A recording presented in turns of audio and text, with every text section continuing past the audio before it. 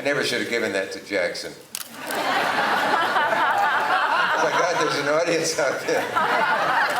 I didn't realize we were coming to the stage just now, so we weren't really hanging back there to make it more dramatic. Bill may have been, but I wasn't. So what should this audience know about animal crackers that maybe they don't know? It is not the Ritz Brothers you're seeing today. This is their second movie that really wasn't a movie. It was before they started making real movies, but it was a Broadway show, and they just filmed the entire show at the Astoria sound stages while they were doing the show on Broadway. Now, the interesting thing for you to watch is this is before they had any camera techniques. I mean, they were just in the infancy. I think the second year of talkies. And so you'll notice people wandering in and out of the camera frame. So keep an eye out for that. It wasn't until they went to Hollywood and did monkey business, made a real film, so to speak. Hello? Oh. How long have you been standing there? Am I full of shit? Are we talking about animal crackers or monkey business? Animal crackers. We're talking about animal crackers, or coconuts, I meant to say. No, animal crackers. Coconuts Were we talking about coconuts or animal crackers? Monkey business or Gone with the Wind? I was talking about cocoa crackers. Oh, I can't work with these people. Will you straighten this out, sir? Sure. Actually, we're gonna get really more in depth after the film. So please, let's go ahead and enjoy Animal Crackers, and then we're gonna come back in depth, and we're gonna talk about everything Marx Brothers related. So please enjoy the film, and we'll be back afterwards.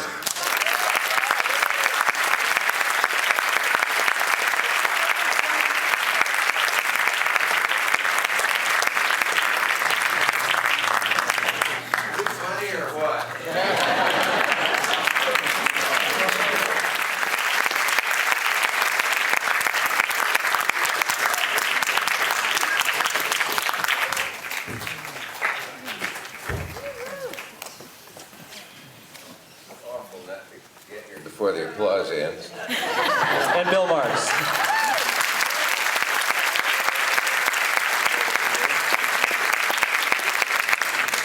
God, that was wonderful. I haven't seen that movie well, I'm over 40. God knows when. Way back, but I remember some of the brilliant lines.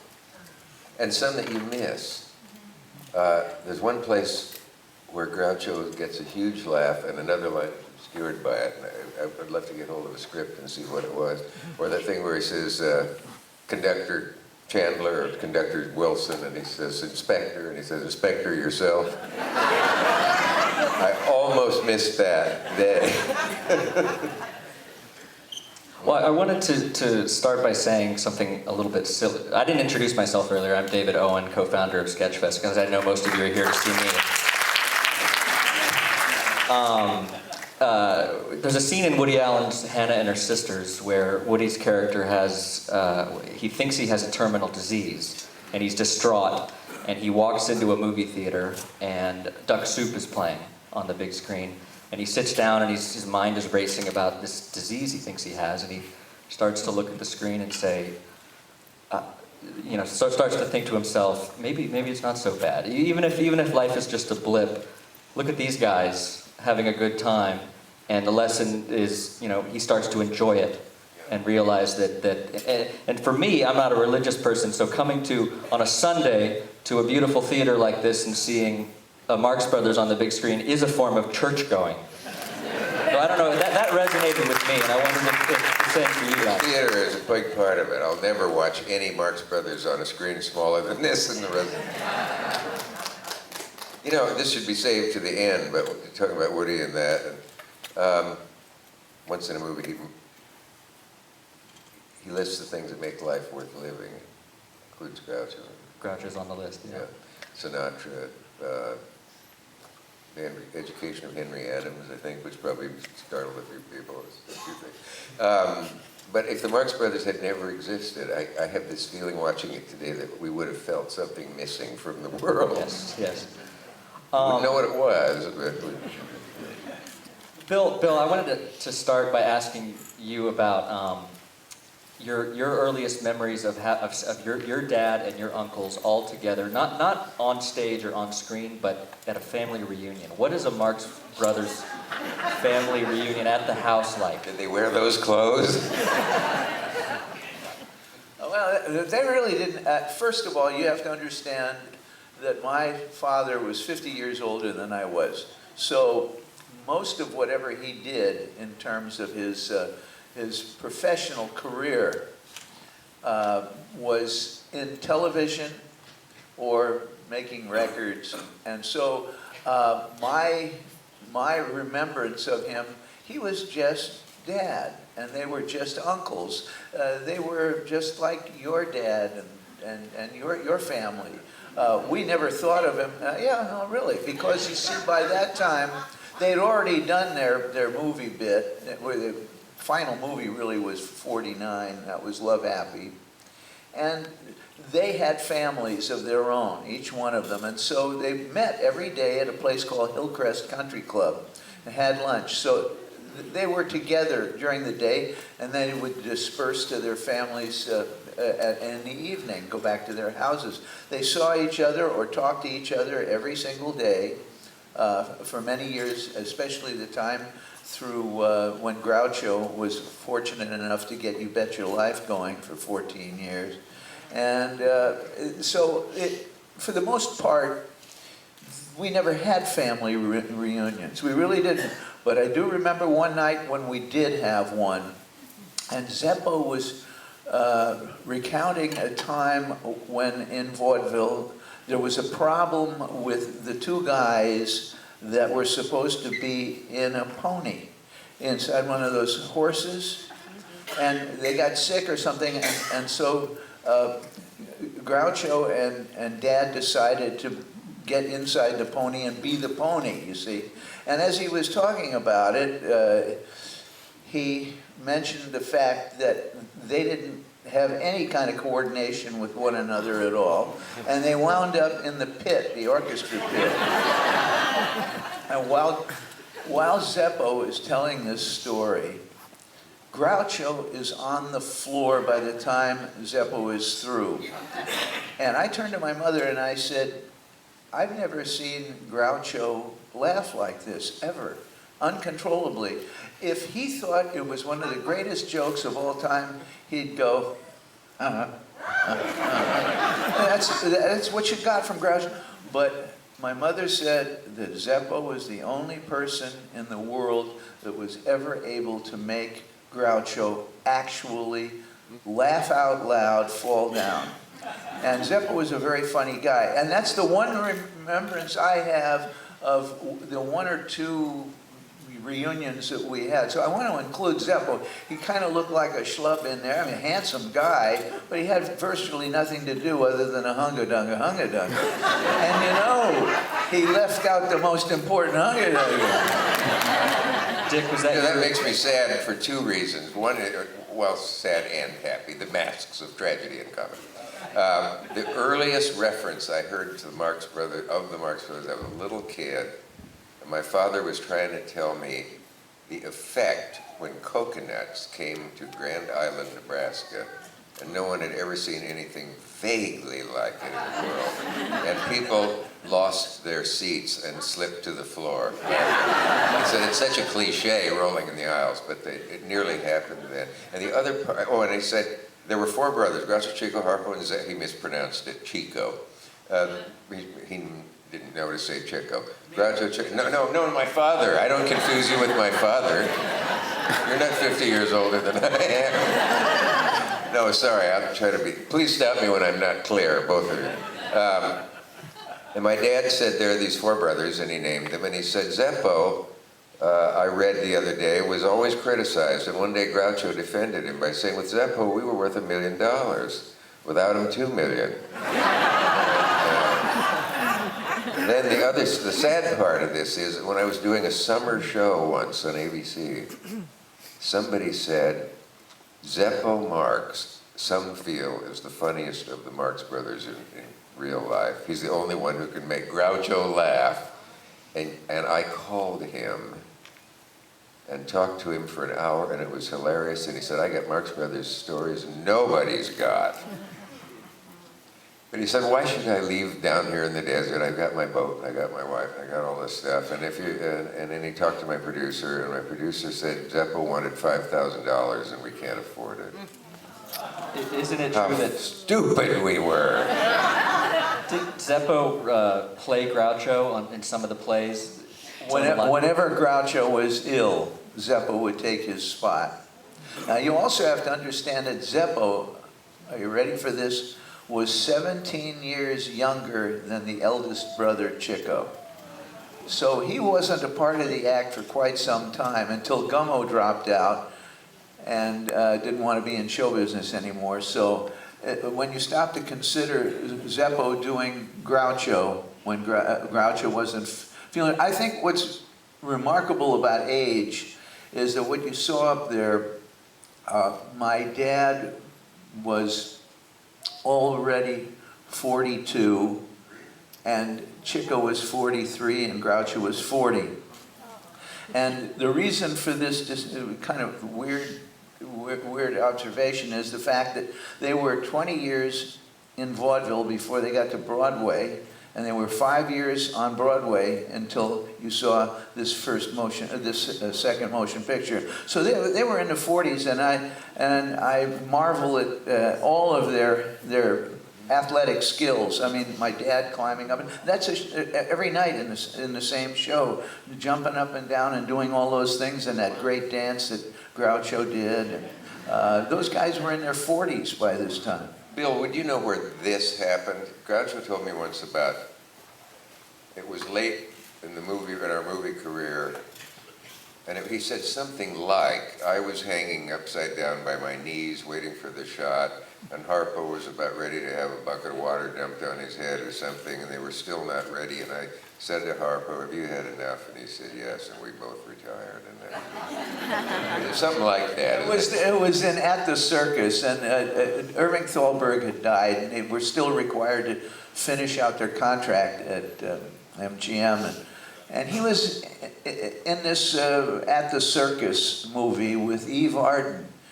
And Eve Arden was a gal in the circus that walked on the ceiling. Favorite line. Go ahead. Can I do it? Yeah. Oh, that's so generous of you. He comes in and Eve Arden is walking on the ceiling. And he's supposed to say something to her, and she says, come on up here. He's a lawyer. Oh, don't let me blow the line now. Flies and animals. Yeah. You guys aren't going anywhere, are you? Could we get the movie and perhaps, anyway, the word flies is in it, and the punchline is, I don't do something with the flies don't practice law and I don't walk on the ceiling. That's even out of context, it's funny. How could I blow that? Let me make up for it about a party Groucho left with a snotty. He took me to movies and plays and things, and I treasure knowing him more than anything else in my life, other than my beloved parent. You grew up watching their films, so...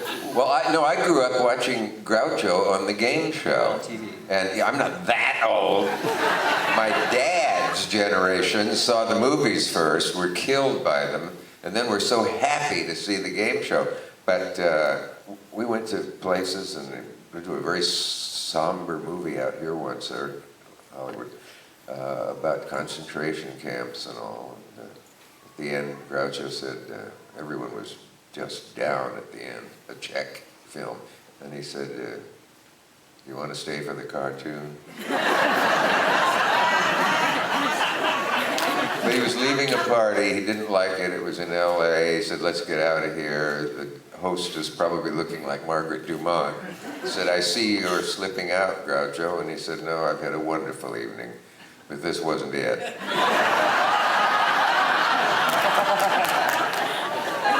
how did you first meet Groucho, Dick? Was it? Yeah, I'll try to race through this. I saw George S. Kaufman's obit in the Times and was saddened by it, having loved him on This Is Show Business. I was told by my boss, Jack Parr, to go to the Blue Angel and see a young comic named Woody Allen, who was breaking in there. Is he anything for the show? That Jack said. So I went, saw Woody. Afterwards, we met in the lounge, and he said it was hard doing the show tonight because of Kaufman's death. And we both felt the same about that. And he was Groucho's god, George S. Kaufman. And I said, let's go to his funeral tomorrow. And Woody said, fine. He didn't, but I did. Went to the funeral home. Moss Hart was doing the eulogy. Took it out of his pocket, and as he did, pointing to the coffin, said, I can hear George saying it needs cutting. And I looked across the little room. It was an overflow room, and there in the flesh, with nothing between us but air, I looked at the profile of Groucho Marx. And in California, many years before, I'd been at Farmer's Market, and I was 10 years old. And I went to one of the stands to buy a chicken leg, and the lady said, hey kid, you should have been here a minute ago. Groucho Marx was right where you are. And I thought, there's no God. That was all the proof I ever needed of that. And I'll never see him, of course. And I looked out over the sea of people, thinking I'd see a man with a duck over his head. And then met him many, many, many years later. But at the funeral, he left, spoke to Abe Burrows and Art Carney, beautiful day, 81st and Madison, walked toward Fifth Avenue, but just before he did, a woman said, I heard a woman's voice say, hello, Groucho, I'm Edna Ferber. And I thought, I ain't in Nebraska anymore. Groucho went to the corner, I went up and said hello, and I was very witty in those days, and I said, I'm a big fan of yours. And he said, well, if it gets any hotter, I could use a big fan. And that began our friendship, which luckily lasted for over a decade, and he invited me to lunch, and we had lunch in the plaza, and I thought, they can kill me now. Well, I'm going to get to your interviews with Groucho in a minute, but I want to talk some more about Harpo. Harpo, I love Groucho and I love Chico, and I think they're all equals, but Harpo has always been a special. I've had a soft spot for Harpo. A lot of people say that. My 6-month-old daughter is named Harper, after you know who. That's the baby you hear in the background. Does she play the harp at all? She will. She's actually the projectionist from today. So, yeah. And I wanted to ask Bill about, because Bill is an accomplished composer and musician, and I wanted to ask you about your Harpo's influence on you. And you also worked with him as an arranger. How did Harpo shape your life as a musician? Well, though I'm sitting here right now, you're probably looking at perhaps the last vertical vaudevillian you'll ever see in your life. I had the privilege of working with him in the British vaudeville circuit. It was called the British Music Hall. Dad and I did a 3-month tour over there in 1949 when he finished Love Happy. And I was 12 years old at the time, and he showed me what vaudeville was really all about. It was still active there for another 2 or 3 years after. And he had known all along that I had loved music. And so what he had done is he had made me a part of the act, and I was a part of that act. And I would do a thing where it was his time to play the solo harp, and I would come out on stage and place his harp right in the center stage, right where the pin was supposed to be, and so forth. Now, I was dressed as an angel at that time, and so Dad would come out from the wings and shake my hand, and as he shook my hand, he turned me around, and on the back of my wings it said, "Eat it, Olivelli's." That That was the first laugh, and maybe the last one I'll ever get, but it was worth the price. I guess I'm hawking a little bit here, but I just recently put out my autobiography, Son of Harpo Speaks. His book was Harpo Speaks, and mine is Son of Harpo Speaks. And I just did the audio book, and I found a thing. We used to have a Victrola in the house. Victrola. You remember those Victrolas with the needles, and you had to change them, everything? Well, it's a plastic record, and you could make recordings. And it says, Merry Christmas 1939. And on it, I transferred it somehow. And it's in my audio book, and it's me singing Take Me Out to the Ball Game when I was 2 years old. So my dad knew that I had talent, and he validated my professionalism by allowing me to become his arranger conductor by the time I was 16 years old. All the stuff that you hear him do on television or on records are my arrangements, including the one that he did on the I Love Lucy show, which you always on. And guess what the song was? Take Me Out to the Ball Game. Yeah. Nice. So he just let me go my own way. I tried different things, but I wound up being a musician and living on the wrong side of the tracks. May I throw in another sad story, just to brighten things up? There isn't an uninteresting page in Harpo Speaks, and when the book came out, it is just full of great anecdotes and gossip and the round table set and stories, not the tired ones you've always heard, and the pixie-ish Alexander Wolcott, whom Groucho said, I know was a fag, but he was funny. And don't ever say this in public, I think he added.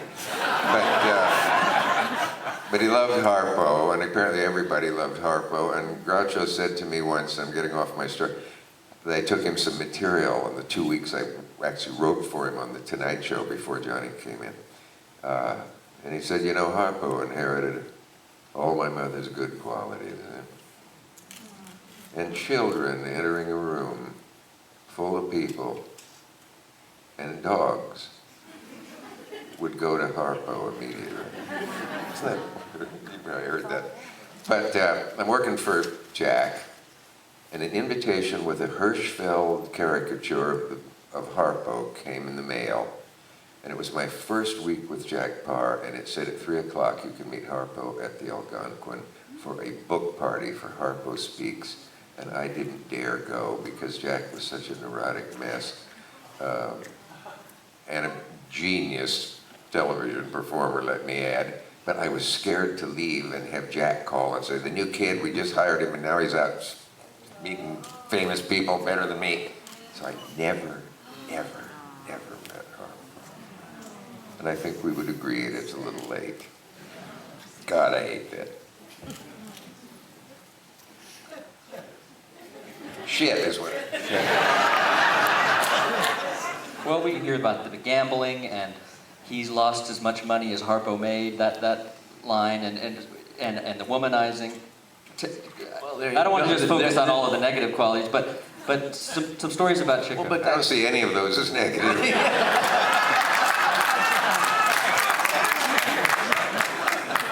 Just very simply, because I'm going to include Gummo.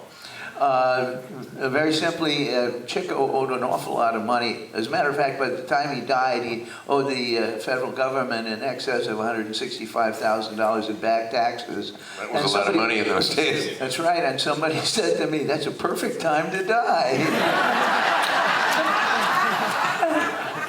But he was a womanizer, and he was a gambler and veteran. I mean, he had the bug, just like Zeppo. And one time the FBI or the IRS was coming in, and they called Gummo. And they said, Gummo, we're trying to find your brother. We can't find him. We don't know how to contact him. And Gummo says, well, you don't know where to look. There's only two places he'll be. He's either on a horse or a woman.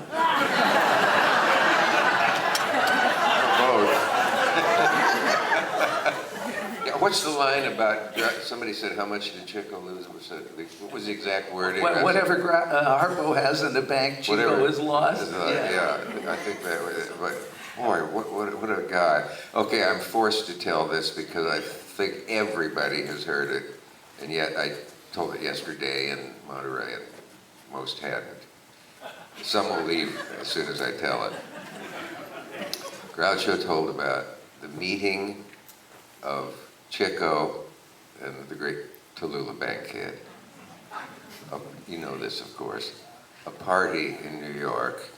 Said, Chico, you're notorious, as you know. Groucho said, and Chico was told, you have to be on good behavior. This is a great lady who has come up from the South, from a distinguished family. Her father's the Speaker of the House. She was a debutante. She's a great actress. She had taken New York by storm, one of the great beauties of our time. And he said, and Chico said, well, you know, I'm not always a bore and a jackass. I'd be glad to meet her. They were brought together at the party. Miss Bankhead, I want you to meet my brother Chico. How do you do, Mr. Marx? Chico, this is Tallulah Bankhead. How do you do, Miss Bankhead? I want to fuck you.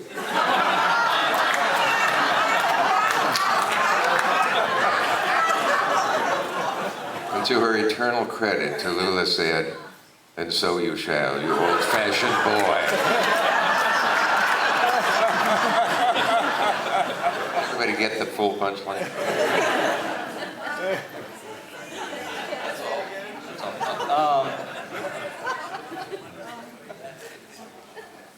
So Dickie, you're friend. You were friends with Groucho for a while, and then you invite him on your show. And if you haven't seen him, you have to rent or buy the Dick Cavett Interviews the Comedy Legends DVDs. They're fantastic.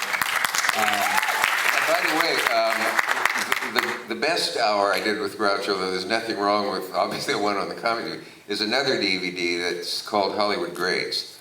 And the Groucho full show on that is the one you and I were talking about, that you said every single moment from the moment he entered was funny, through the singing of Lydia the Tattooed Lady. And this is not a plug for these DVDs. Oh, at least, yeah, I'm sure. I never realized, I didn't want to know how old Groucho was. And on that show, he was hilarious. Oh, and say this is not a plug, but these are available on, if it were a plug, I'd be telling you that you could go home and go to Amazon and type in Dick Cavett. You don't need to go now.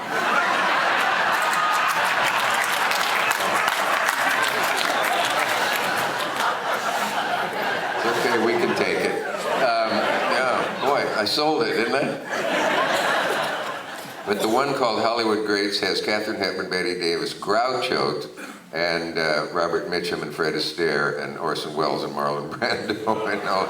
The whole shows are there. And this brilliant man who will be here tomorrow made these DVDs. The company has done a crappy job of promoting them. So you're among the elite who know that they exist. So tell someone who loves you what you want for your birthday. That's all. You've interviewed so many great comedy legends, and I just have to acknowledge that one of them is here today. One of the greatest comedians of all time is here, and I just want to acknowledge. Is Soupy Sales? No, he died. No, Mort Saul. Not Mort Saul. Mr. Oh my Mort God. Saul is in the house.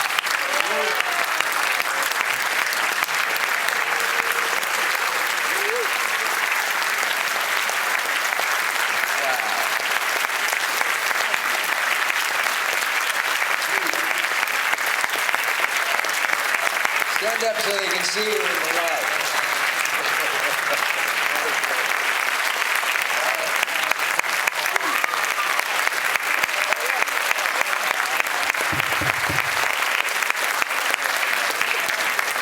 Years and years ago, I had just met Woody, and he said, "Do you know who Mort Saul is?" And I said, "Pretty much, yeah. He just emerged in my consciousness, but I've never seen him." And he said, "You want to go to Basin Street tonight and see Mort?" And I said, "Yeah."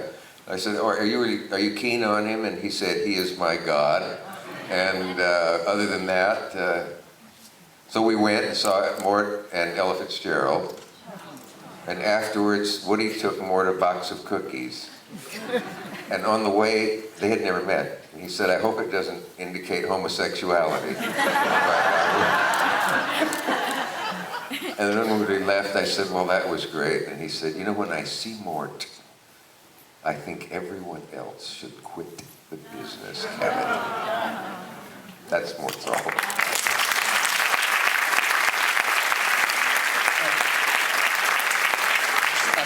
Some of the interviews with Groucho, it's not just you and Groucho on stage, and I'm wondering if there's one where you have a zookeeper with live animals, and there's one where you have Truman Capote and Groucho together. And I'm wondering, is that just scheduling coincidence, or did you say, I really want to get these guys together? This was called Asking for Trouble. It was like the show where they booked Lester Maddox and James Brown and Truman and poor Lester, before he walked off, when I didn't apologize to the people of Georgia, on that show, Lester looked at James Brown and said, of course I'm talking about Jim Brown, the football player, right? And Lester looks and says, I thought you was a singer. And he looked down at little Lester, as they say, like a duchess looks at a bed bug. And I thought he might crumple him up. But yeah, the Groucho was great at interplaying with whoever was on the show. He proposed marriage to Truman Capote. And similar things. My segues are horrible. Bill, I'm going to go cut back to you. Because Dick mentioned Alexander Woolcott, and I wanted to hear if you had any great stories about Harpo kind of getting plucked by Alexander Woolcott after he saw I'll Say She Is on Broadway, and kind of put into this world of the Algonquin Round Table and friends with Kaufman and Dorothy Parker. What was he doing there? How did he get there? He never knew. He really didn't, and I think it was the concern of Groucho, who really wanted to be an acknowledged playwright, an acknowledged author. He did a lot of writing. That it was Groucho that was not accepted into that forum, but it was Harpo, who was a very, very literate guy, but the reason why they loved him so much is because he was the only one at the table that would listen. Everybody else was trying to top one another, you know, at the table, and Dad got his education there. He got his literary education, and Woolcott knew of Dad's child, that inner child in Dad, and loved to play games, and loved to have Harpo around. And he would have Harpo everywhere, until the brothers one day decided to go out to Hollywood and hit the movies. And that just crushed Woolcott. His playmate was gone, and he never really forgave Dad for that. But the brothers came out to the coast, and of course Groucho finally started to get a little bit of literary acclaim with his letters to T.S. Eliot, and he wrote a couple of books, and he kind of felt pretty good about that. But Dad was really a person that everybody came to. It's like the kids and the animals. They would come to. In his book, Harpo Speaks, it's not about name dropping. It's that they came to him. They wanted his attention because they knew he would give them a laugh, and they also knew that it was a learning experience. Everything from Woolcott to George Bernard Shaw, to people wanted to know this curious man who never got out of his first childhood. Interesting guy. And I can only say in front of the audience here, I'm not deitizing him. I'm just telling you, he's as great a human being as I've ever met in my entire life. He had a clear channel to who he was, and he operated on impulse, and he didn't hurt anybody, and he died without an enemy.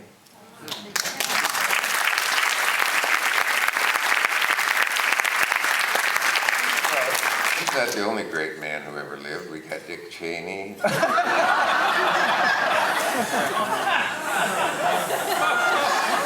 Famous in the Bay Area.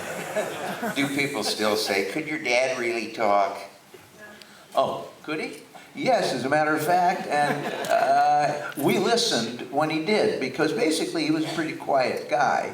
But when he had something to say to the 4 children that he adopted, we listened. We listened very carefully. And in my audiobook, which is available on Amazon. Same Amazon? That same Amazon, not the Nile. I do a very, very good intimation of him and his voice. I got his cadence down great, and I sound very close to what he sounded like, because there's hardly anybody here living on this planet that either remembers or ever knew what he sounded like. On that very subject, Okay. 2 people posing as authorities have told me each of them has told me there's a place you can hear his voice. Yes, you can. One of them is the Ed Sullivan Show. You know what I'm saying? That Ed forgot a line, of course, in doing a bit back and forth, and that if you add the gain, as they say, to one point where Ed goes blank, you can hear sotto voce Harpo say, "She came back," or whatever the line is, throwing it to Ed. And Ed says, "Oh, she came back." That's the one I've heard. And the other one is a bit I saw on Turner Classic.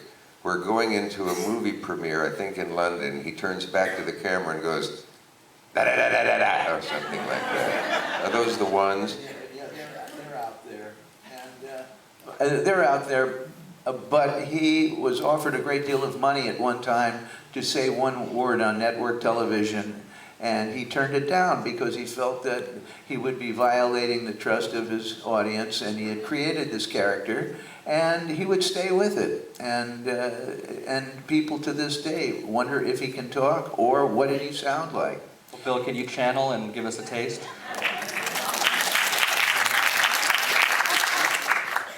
Well, he would say words like turkey. He had an Upper East Side accent, and it was about an octave lower than Groucho's, and lower, yeah.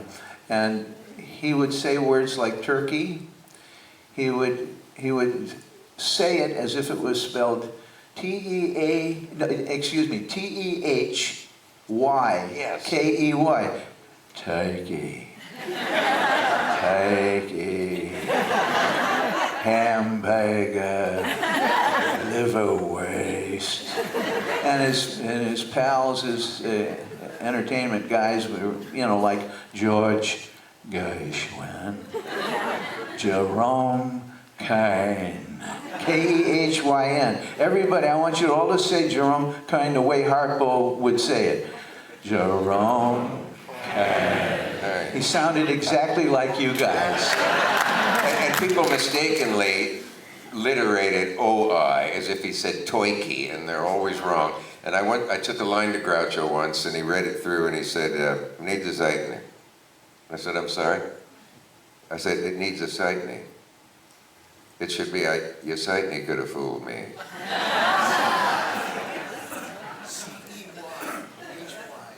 Well, do we have some questions from the audience for Bill and Dick?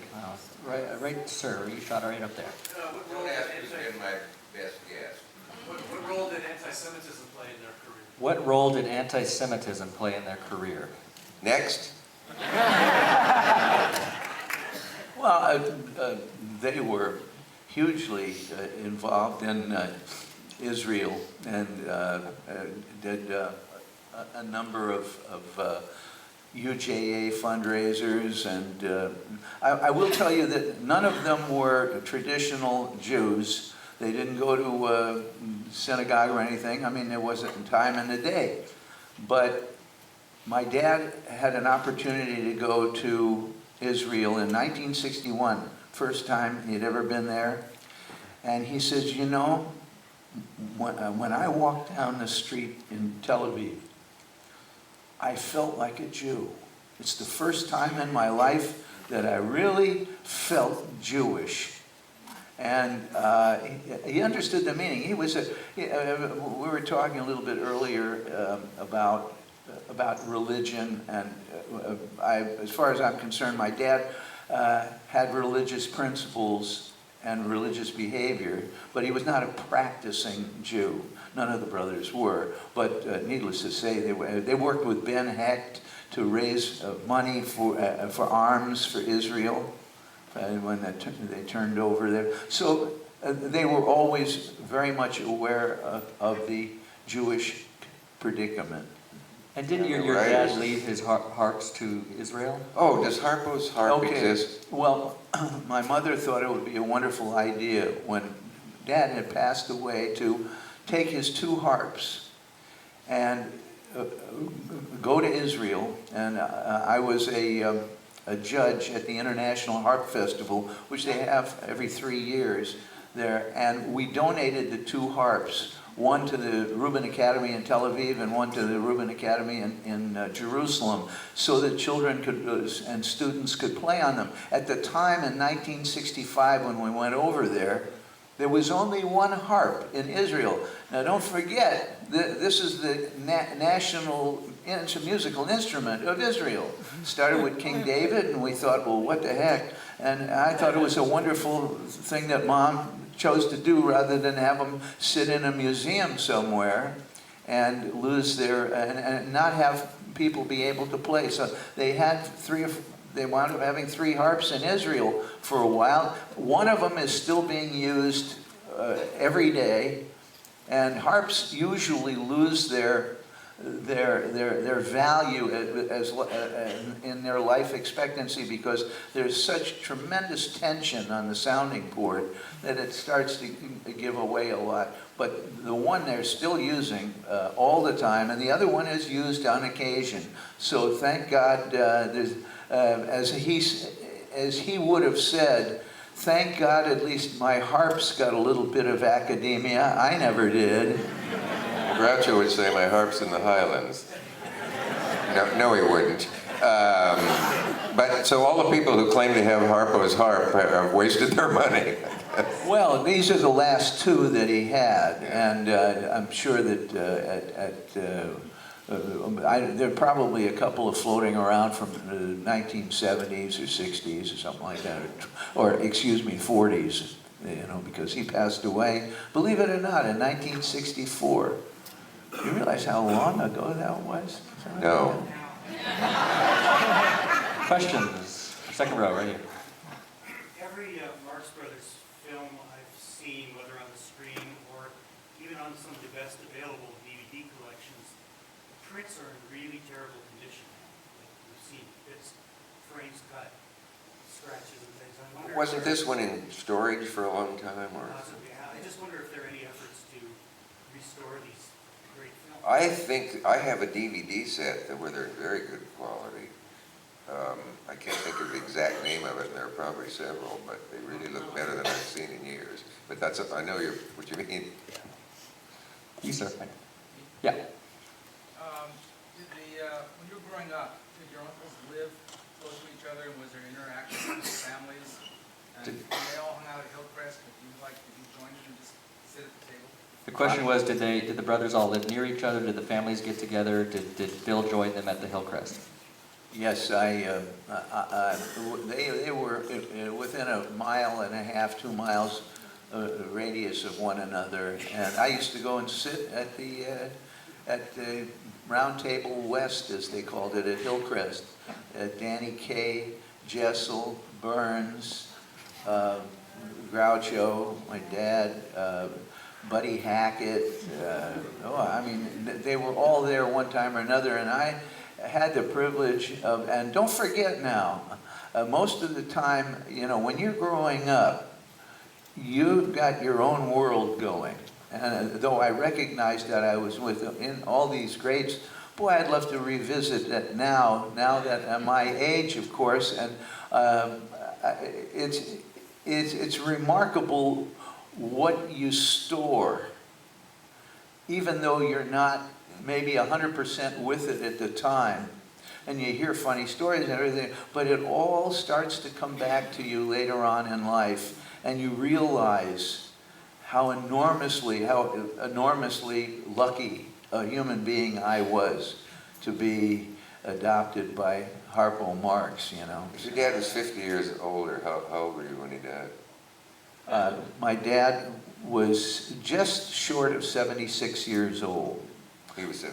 So I was 28, I think, somewhere around there, 27 and all that. But those guys, and they would be at the table and they would tell Joe, Harry Ritz, terribly funny man, and terribly blue, I might add. But Dad felt that, hey, I might as well get an education sooner or later. We were in London, if I may, real fast. Day off from the Palladium.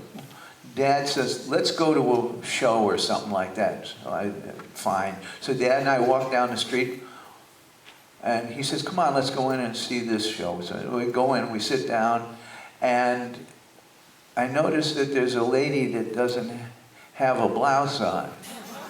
She's bare-breasted, and a guy is playing pool at a pool table, and the jokes are flying because of the pool, and I'm going like this, 12 years old, and I'm feeling embarrassed for my dad for having made a very, very poor choice, and I didn't know what to do. And I was more and more like this, and finally Dad, after about 15 or 20 minutes, said, let's get out of here, what do you think? And I said, oh, yeah, let's do. We go out, we walk down the street, and he says, well, what did you think?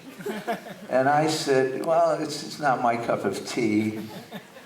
And he said, mine neither, they didn't take all their clothes off.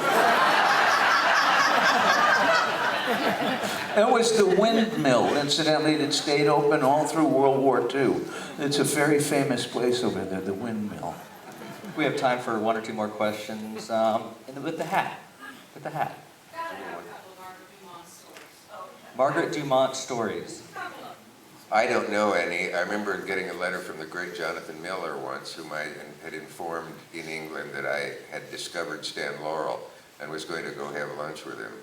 And I was surprised at his letter back, which was, I love that bleak little chicken bone, but Margaret Dumont lives and breathes.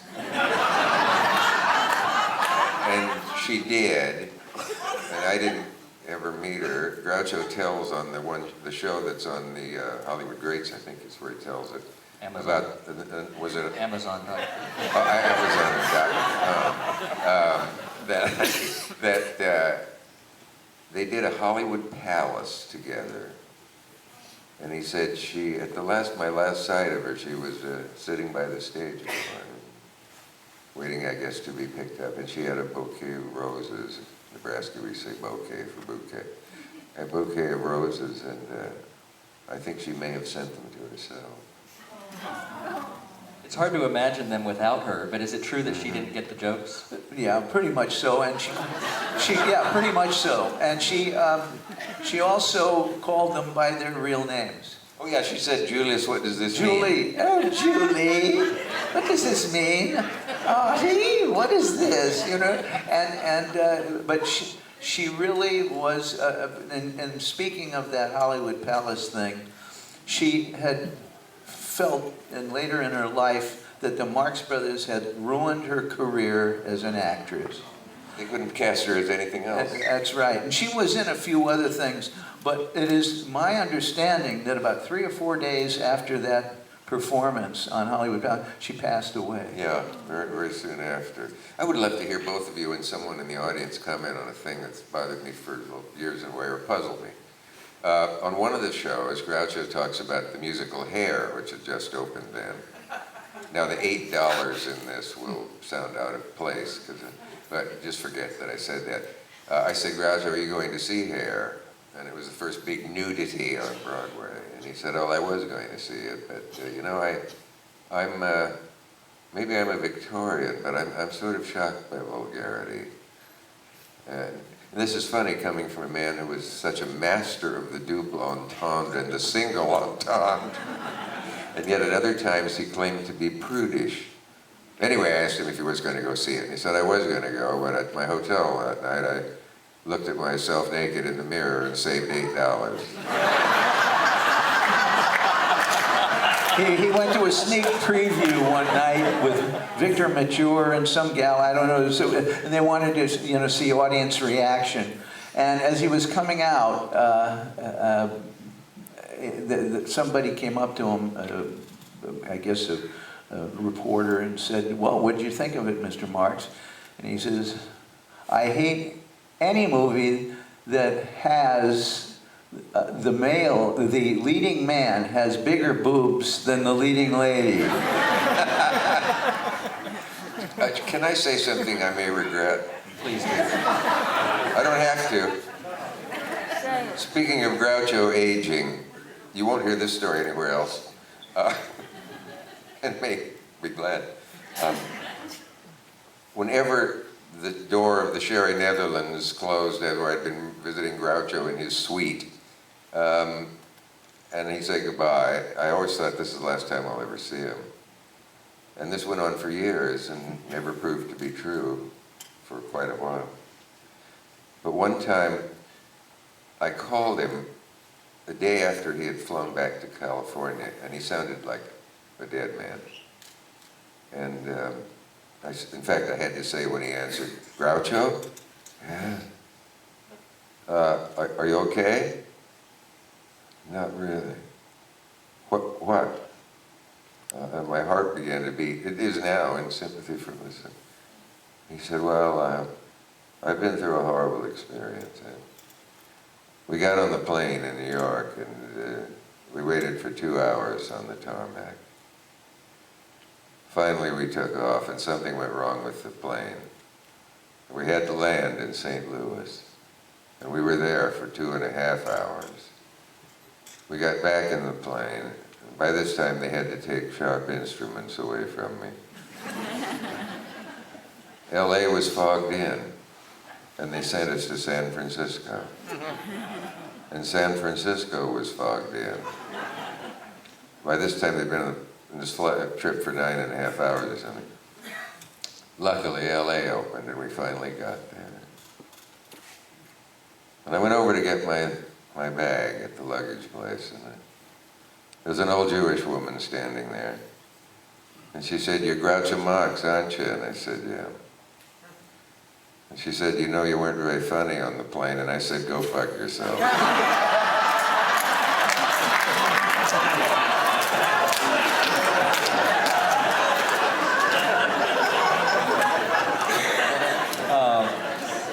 For those of you who don't know, we're taking this show on the road. Tomorrow in San Francisco, we'll be doing this again at 7 p.m. at the Clay Theater, so tell your friends about that. And also... So come back, we'll try to have all new stuff. We'll have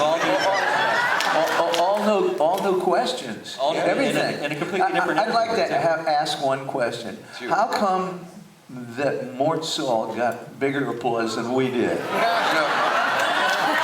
I was just going to say in closing, what's wrong with this picture?